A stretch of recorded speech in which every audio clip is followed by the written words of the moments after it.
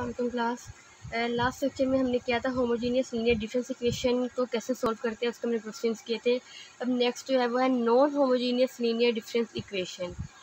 इसमें क्या होता है कि हमारे पास जो डिफरेंस इक्वेशन होती है वो इस फॉर्म में होती है, F of delta Y is equal to F of K, where F of delta is equal to this, और डेल्टा क्या है हमारे पास फॉरवर्ड डिफरेंस ऑपरेटर है। तो जो सोल्यूशन होता है इस इक्वेशन का, जो सोल्यूशन होता है उसके दो पार्ट्स होते हैं, एक होता है कम्प्लीमेंट्री सोल्यूशन और एक होता है पर्टिकुलर सोल्यूशन। जो होमोजेनियस इक्वेशन थी उसमें हम सिंपल ऑक्सिलरी इक्वेशन बनाते थे, उसका सोल्यूशन फाइंड कर लेते थे, लेकिन और वो ज़ीरो के इक्वल होती थी। लेकिन नॉन होमोजेनियस में हमारे पास में से जो राइट हैंड साइड होगी वो ज़ीरो को इक्वल नहीं होगी, उसमें कोई ना कोई कांस्टेंट लाजमी होगा, ठीक है। तो इसलिए हम इसमें पहले कम्प्लीमेंट्री सोल्यूशन फाइंड करेंगे और पर्टिकुलर सोल्यूशन फाइंड करेंगे। उसका जनरल सोल्यूशन होगा वो कम्प्लीमेंट्री सोल्यूशन और पर्टिकुलर सोल्यूशन का जो सम होगा उसके इक्वल होगा, ठीक है। तो यहाँ से आपको डायरेक्ट क्वेश्चन सॉल्व करना सिखाते हैं, तो ये फिर आपको खुद ब खुद समझ में आ जाएंगी।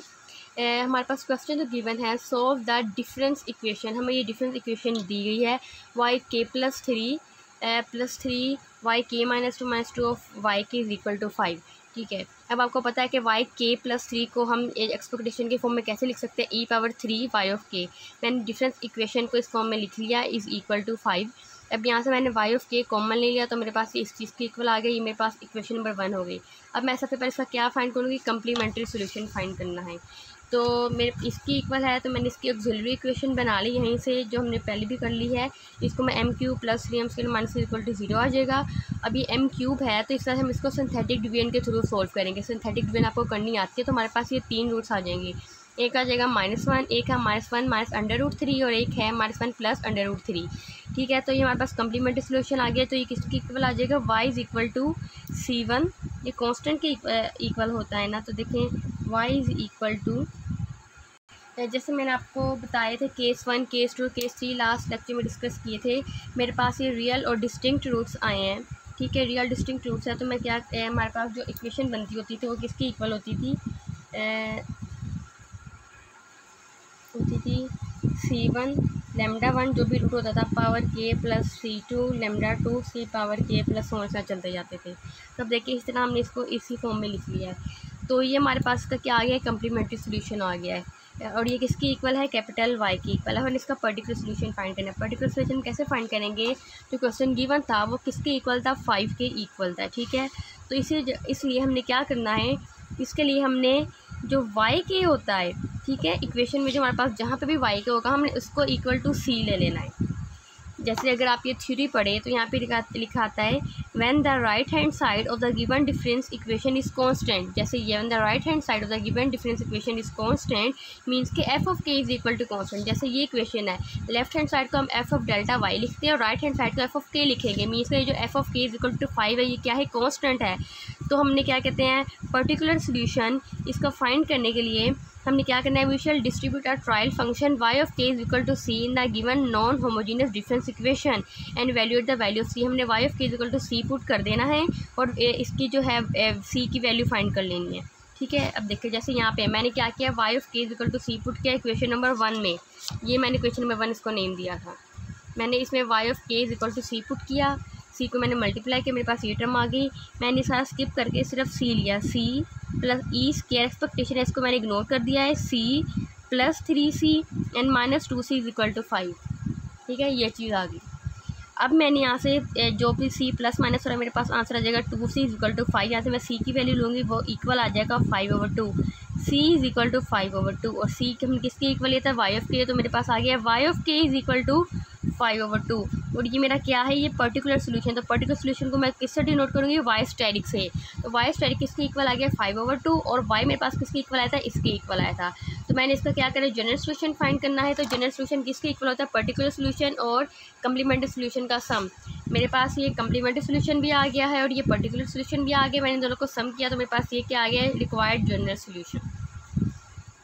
देखिए इसी तरह आप नेक्स्ट क्वेश्चन देखिए, इसमें भी आया solve the difference equation is equal, ये हमें इक्वेशन दी गई है। अभी क्या है, आप इस क्वेश्चन को देख के आपको पता चल गया ये हमारे पास क्या है, नॉन होमोजीनियस इक्वेशन है, ठीक है। क्योंकि हमने जो लास्ट लेक्चर में होमोजीनियस की थी वो सारी इक्वल टू 0 थी। राइट हैंड साइड जो था वो एक कांस्टेंट टर्म नहीं थी, वो 0 थी, ठीक है। अब यहाँ पे मेरे पास एक कांस्टेंट टर्म आ रही है, तो इसलिए नॉन होमोजीनियस। सबसे पहले मैंने सेम उसी तरह करना है, इसको एक्सपेक्टेशन के फॉर्म में किया, y ऑफ ये चीज़ मैंने क्या कहते हैं कॉमन ले ली, तो मेरे पास ये टर्म आ गई। इसको मैंने क्वेश्चन नंबर 1 का नेम दे दिया। मैंने कंप्लीमेंट्री सोल्यूशन सबसे पहले फाइंड करना है, तो उसको मैं ऑक्सिलरी इक्वेशन बनाऊंगी, वो इस फॉर्म में आ जाएगी। मैं यहाँ से इसके रूट्स फाइंड करूँगी, तो मेरे पास ये 2 रूट्स आ गए।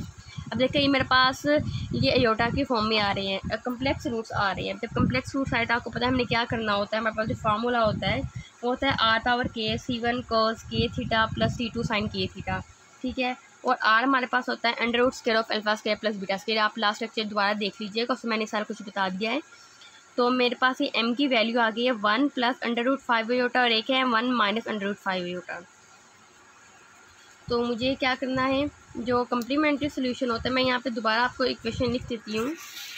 ये मैंने यहाँ पे इक्वेशन लिख दी है, इज़ इक्वल टू आर के C1 cos k theta plus C2 sin k theta.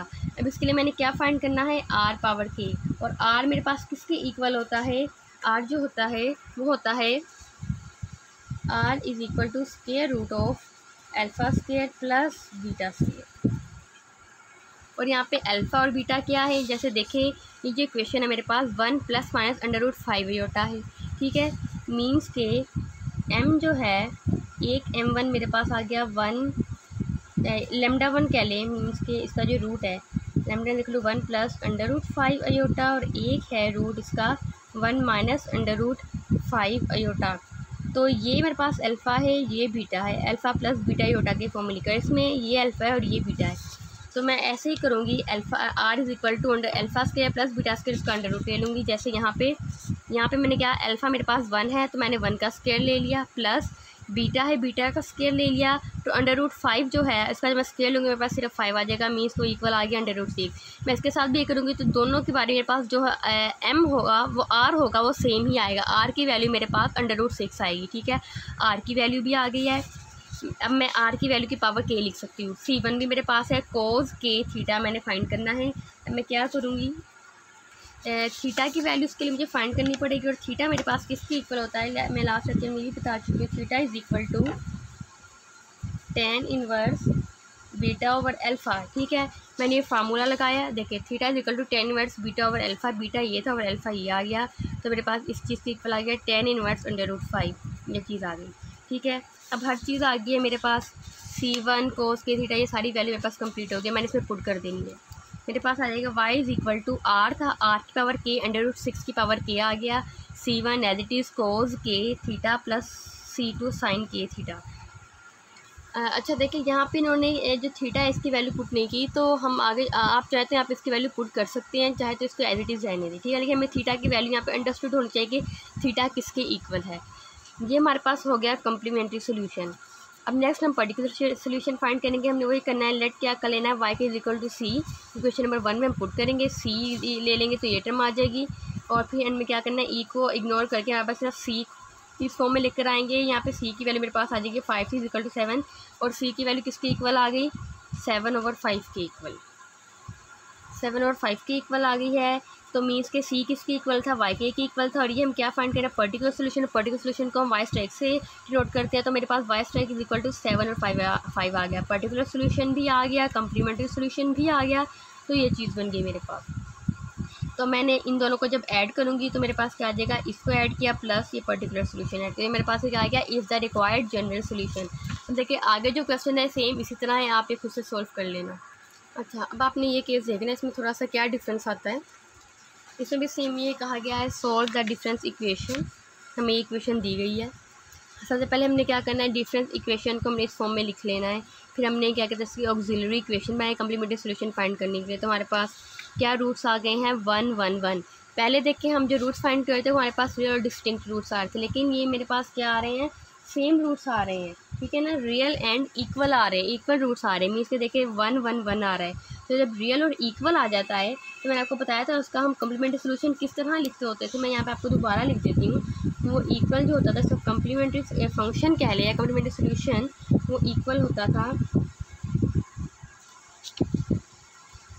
C1 lambda 1 power k plus C2 k lambda 2 power k। अब फिर रिपीट आ रहा है, 3 रिपीट आ रहे हैं, तो C3 k square lambda 3 power k, और अगर so on fourth root same आ रहे हैं, C4 k की power cube lambda 4 power k, इस ना सो हम चलते जाएंगे। लेमडा 4 मीन्स कि यहाँ पे सेम है, लेमडा 1 लेमडा 2 लेमडा 3 सेम ही है, तो यहाँ पे चाहे हम लेमडा 1 लिख ले या फिर लेमडा 2 लेमडा 3 लेमडा 4 लिख ले, ठीक है। मीन्स के हम के का इंक्रीमेंट करते रहते हैं। यहाँ पे कोई भी नहीं था, यहाँ पे के आए, यहाँ पे के स्क्वायर आए, फिर के क्यूब आए, तो यही केस यहाँ पे हम यूज़ करने लगे हैं। देखें मेरे पास क्या आ गया, 111 आ गया, ठीक है, सेम रूट्स आ गए। तो मैंने क्या करना है, C1 + C2 के + C3 के स्क्वायर, तो क्या आ गया मेरे पास, रूट्स 1 की पावर के। देखिए जैसे लेमडा 1 की पावर के, तो मैंने यहाँ पे लेमडा कॉमन लेके पावर के लिख लिया, तो मेरे पास ये इसका क्या आ गया है, कम्प्लीमेंट्री सोल्यूशन आ गया, और ये आंसर आया है C1 + C2 के + C3 के स्क्वायर, ये मेरे पास कम्प्लीमेंट्री सोल्यूशन आया। तो देखिए पिछले क्वेश्चन में हम जो पर्टिकुलर सोल्यूशन सपोज करते होते थे, हम क्या पुट करते होते थे, YK = C पुट करते होते थे। लेकिन इस क्वेश्चन में देखिए हमने यहाँ पे क्या पुट किया है, YK = C के³ किया है।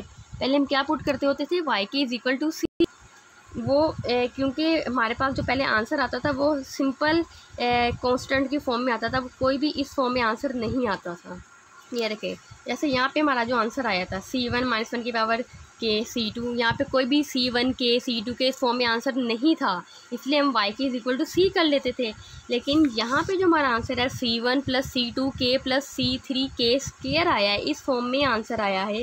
तो इसी वजह से हम YK = C भी नहीं ले सकते क्योंकि C ऑलरेडी है, YK = C के भी नहीं ले सकते क्योंकि ये भी प्रेजेंट है, C के स्क्वायर भी नहीं ले सकते क्योंकि ये भी है, इसलिए हमने C के³ लेना है।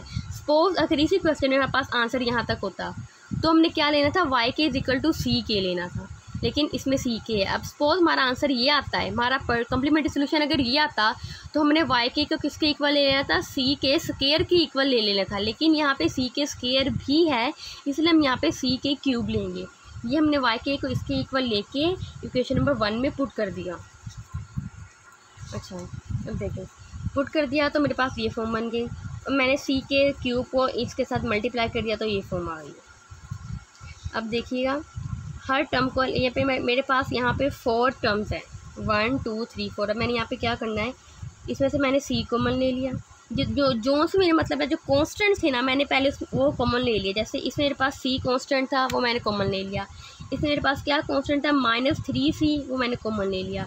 इसमें क्या कांस्टेंट था, 3C, वो मैंने यहाँ पे कॉमन ले लिया, और ये तो था ही ऐसे ही, तो मैंने इसको एज इट इज लिख दिया। अब मैंने क्या किया, C जब कॉमन लिया तो मेरे पास क्या बना, E³ K³, ठीक है। E के क्यूब को मैं किस फॉर्म में लिख सकती हूँ, ये देखिए जैसे मैं यहाँ पे क्या लिखती होती थी, YK + 3 को हम किसके इक्वल लिख लेते थे, E³ YK, या फिर कह ले कि हम E³ YK को इक्वल लेते होते थे, YK + 3 के इक्वल हम लेते होते थे, ठीक है। तो इसी तरह अब जैसे यहाँ पे E³ है और K³ मेरे पास यहाँ पे आ गया, क्योंकि मैंने C जो है वो कांस्टेंट ले लिया। अब मेरे पास E³ और K³ रह गया है, तो इसको मैं ऐसे भी लिख सकती हूँ, E और K, या फिर EK और इसको मैंने इसमें लिख लिया। तो ये जो E³ है इसको मैं ऐसे लिख सकती हूँ, K + 3, ठीक है। जैसे यहाँ पे मैंने क्या लिखा, E³ को मैं क्या, E³ और YK को मैं लिख लेती थी YK + 3, ठीक है। तो इसी तरह मैंने क्या किया, E³ को मैंने क्या लिख दिया, यहाँ पे तो YK होता था, इसलिए मैं YK + 3 लिख देती थी। लेकिन यहाँ पे बड़ा सिंपली क्या है, E³ Y नहीं है, सिंपल E है। इसमें मैं क्या करूँगी, मेरे पास कांस्टेंट K है साथ, तो मैंने K को ऐड कर दिया, K + 3 कर दिया, और इसका क्या है क्यूब, तो ये कर दिया। जैसे सपोज मेरे पास यहाँ पे क्या होता है, E² और K² होता, दोनों का ये जो है पावर सेम है, तो मैंने क्या करना था, यहाँ पे K + 2 कर देना था और होल की पावर 2, इस तरह मैंने लिख देना था। तो देखें यहाँ पे यही चीज़ की है, यहाँ पे मैंने K + 3 होल का क्यूब कर दिया, -3C, K + 2 का मैंने क्या कर दिया, क्यूब कर दिया। देखिए यहाँ पे मेरे पास ये जो नेक्स्ट टर्म बनी है वो मेरे पास क्या है, E² K³, E² K³ मैंने E² को K की फॉर्म में लिख दिया, K + 2, और इसकी पावर 3 थी तो मैंने 3 लिख दिया, K + 2 की पावर क्यूब, जैसे यहाँ। और जैसे यहाँ पे क्या है, E है और K³ है, तो मैंने K + 1 की पावर क्या कर दिया, क्यूब कर दिया, और = 9, ठीक है। ये थोड़ा सा यहाँ पे ध्यान से करने वाला है। और यहाँ पे मैंने क्या किया है, वही K³ का जो है फार्मूला ओपन कर दिया है। अब क्यूब का फार्मूला क्या होता है, 2 फार्मूलाज होती है, लेकिन ये होल का क्यूब है, तो होल के क्यूब का फार्मूला हम क्या लगाएंगे, cube of first term + cube of second term + 3 × square of first term into second term plus 3 into first term into square of second term. मैं यहाँ पे लिख भी देती हूँ दोबारा से फार्मूला होता है a प्लस बी होल का क्यूब। तो मैंने यहाँ पे लिखा a cube plus B cube plus 3a square B plus 3ab square. तो देखिए यहाँ पे a क्या है और b क्या है, उस लिहाज से आप ये फार्मूला कर लीजिए। यहाँ पे मैंने ये तीनों का हर जगह जो है क्यूब का फार्मूला ओपन किया, इनको आपस में मल्टीप्लाई किया तो मेरे पास 6c रह गया। ठीक है, मैं अब जो किए ये आप देख लीजिएगा, यहाँ पे काफ़ी चीज़ें कटिंग हो जाएंगी। जब कट होने के बाद मेरे पास सिर्फ 6c रह जाएगा, इक्वल टू क्या है 9। c की वैल्यू आ गई 3/2। अब मैंने यहाँ पे क्या सब्स्टिट्यूट पुट करना था, y के इक्वल टू सी के क्यूब। पहले तो मैं सिंपल y के इक्वल टू सी करती थी तो मैंने y के मेरे पास डायरेक्टली c के इक्वल आंसर आ जाता था, लेकिन यहाँ पे साथ k क्यूब भी है तो मैंने यहाँ पे c की वैल्यू पुट की, y के इक्वल टू c क्या है 3/2 और k क्यूब ऐसे आ गया। ठीक है, तो ये टर्म आ गई मेरे पास। और ये y के मेरे पास क्या है, पर्टिकुलर सोल्यूशन है। पर्टिकुलर सोल्यूशन को मैं y स्ट्राइक से डिनोट करती हूँ। ये मेरे पास पर्टिकुलर सोल्यूशन आ गया और कम्प्लीमेंट्री सोल्यूशन हमने पहले ही फाइंड कर लिया था इस फॉर्म में। तो मेरे पास मैंने जब इन दोनों को ऐड किया तो मेरे पास ये आंसर आ गया। ये क्या है, रिक्वायर्ड जनरल सोल्यूशन। अब नेक्स्ट जो है क्वेश्चन ये आप खुद से कर लीजिएगा, इजी सा ही है, सेम इसी तरह ही है। बस आपने जो राइट हैंड साइड पे जो क्वेश्चन है आपने वो देख लेनी है कि उसका आपने पर्टिकुलर सोल्यूशन कैसे फाइंड करना है।